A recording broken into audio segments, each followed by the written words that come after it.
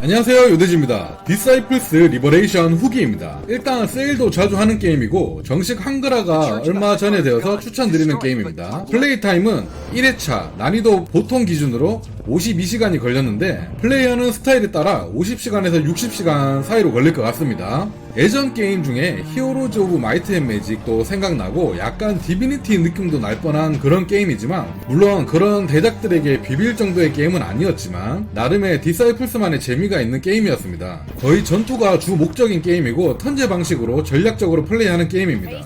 제가 보통 난이도로만 해서 그런지 모르겠는데 보통 기준에서는 전략이 크게 필요가 없고 상당히 쉬운 편이었습니다.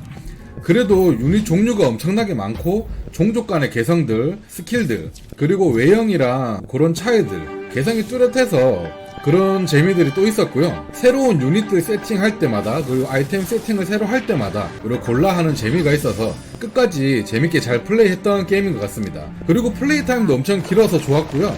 느긋이 플레이할 수 있다는 장점, 그런 장점이 있는 게임이었습니다. 물론 단점도 많이 보이는 게임이었는데요. 일단 자잘한 버그들이 좀 있었는데 NPC와의 대화가 계속 반복되어가지고 게임을 껐다 켜야 하는 버그가 있었고, 그 아이템 창이 갑자기 투명해져가지고 보기 어려워지는 버그, 그런 자잘한 버그들이 은근히 존재를 했습니다.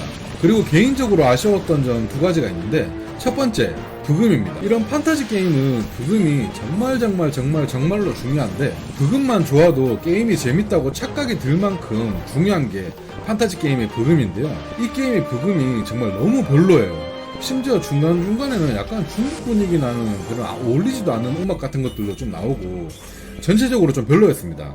그리고 두 번째는 반복적이고 잦은 전투 때문에 지루함이 가끔 몰려옵니다.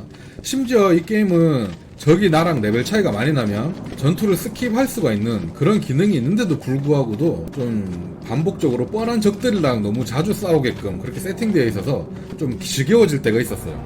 그래서 오랜 시간 동안 좀 쭉 플레이하기가 집중이 좀 안 될 때가 있어서 중간에 끊고 쉬었다 게임하고 그런 경우도 좀 있었습니다. 스토리는 그냥 평범하고 뻔한 스토리라서 그냥 적당했어요.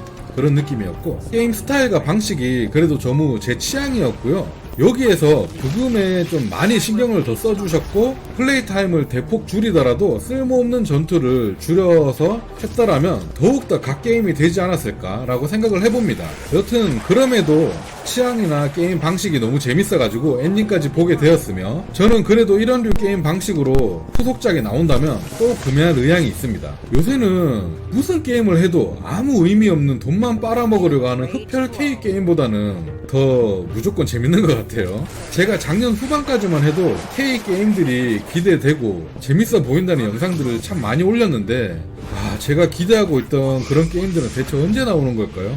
여튼 오늘 영상은 여기까지 하도록 하겠습니다. 감사합니다.